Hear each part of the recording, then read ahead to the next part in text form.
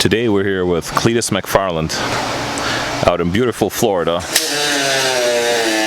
and we're building some aluminum jet boats.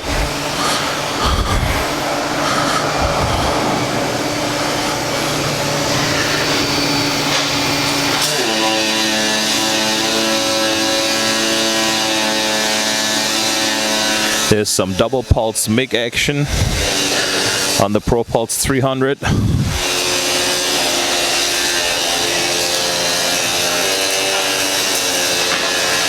And then we got a spool gun laying there coming off this Pro Pulse 220 MTS.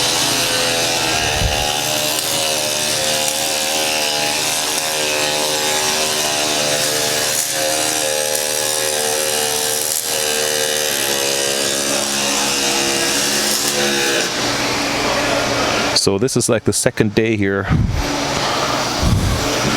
We'll see how this all turns out.